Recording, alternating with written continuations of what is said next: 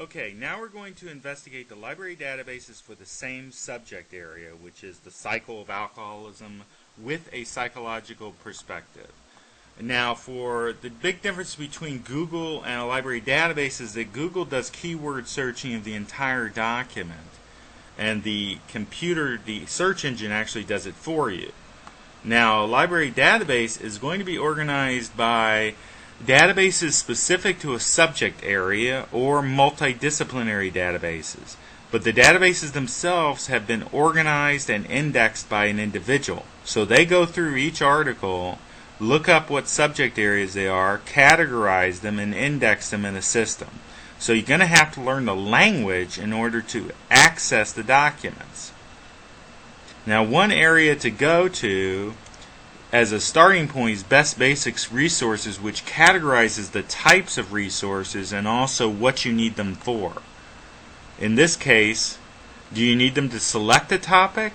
In other words, do you know nothing about it? You want to find out what's out there, so you use Opposing Viewpoints, which lists the popular topics of the day.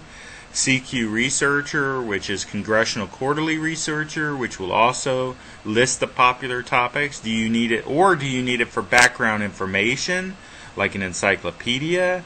Do you need it for journal articles, which is more in-depth research? Is it news articles, current topics of the day, where there will be specific examples that you need?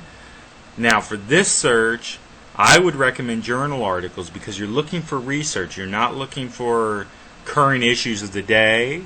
In fact, alcoholism is not really a current issue. Abortion would be.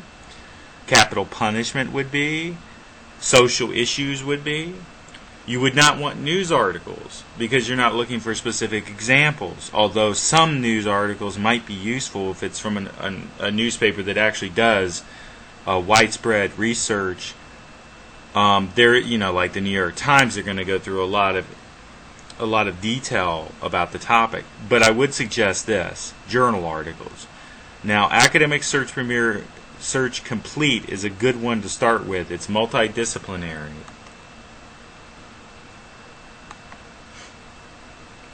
I'm going to have to log on because I'm off campus currently. Oh, nope, because I already logged on earlier. Now, the first step to do is look up the subject terms. If you type in alcoholism, you are going to get a lot. I'll just show you what you get. You get a lot of random, irrelevant material like this. Genetic research. We're not interested in genetic research because we're more interested in the nurture aspect than the nature aspect of alcoholism.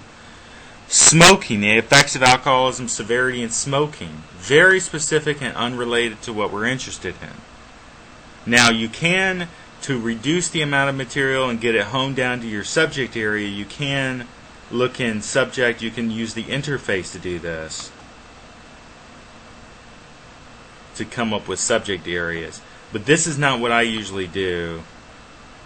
I usually go to, and I would recommend you doing this, go to the top of the screen, click on subject terms. Now, it will either say subject terms or thesaurus or browse, subject browse. They all mean the exact same thing now.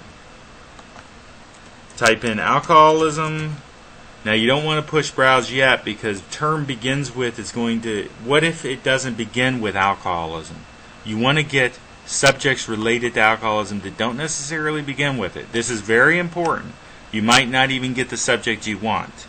So you go for relevancy ranked. Relevancy to what you typed in. And we want children of alcoholics, because this is related to, there is no psychology part here. And you want to add this to your query.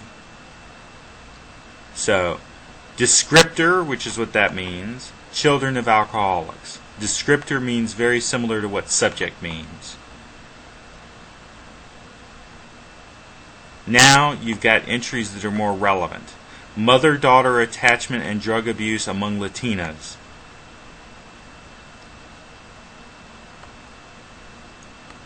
Relations of temperament to maladjustment and ego resiliency in at-risk children. Now, I have to admit, some discipline-based articles are going to be technical, so you either skip the article because it's overly technical, or you try to work with the article and look up the words either online or in a dictionary. Does trait urgency moderate the relationship between parental alcoholism and alcohol use? Do you think that's relevant? It is about the effect of alcohol use on children later in life, alcohol use of their parents.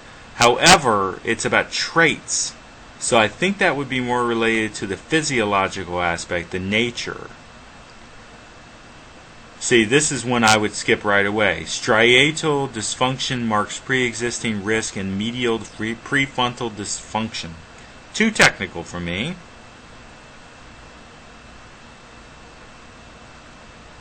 Now there's this one which seems to be close. Reciprocal influences of perceived risk for alcoholism. Take that apart. What is that saying? Influences of risk for alcoholism and alcohol use over time. So it could be about children growing into adulthood, children of alcoholics becoming adults. How do we know if it's going to be relevant? We look at the abstract. The study examined how perceived risk for alcoholism and alcohol use influence each other over time. So it could be relevant. Children of alcoholics may reduce their drinking because they perceive themselves to be at risk for future alcoholic problems. That's not what I expected. We're talking about the cycle, so we're looking for more for information that shows how it impacts them in perhaps a negative way.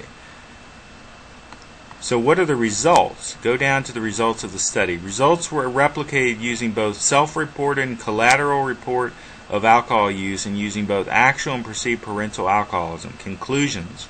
Young adults may avoid drinking when they perceive their parents to be alcoholic. See, by reading the abstract, we know it's not quite relevant to what we're looking for.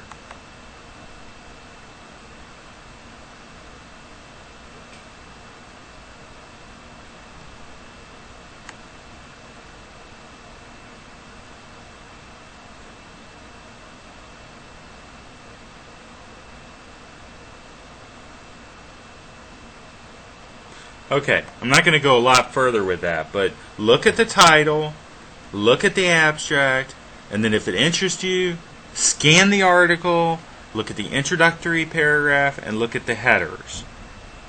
This will determine if that article is actually going to be useful and relevant for you.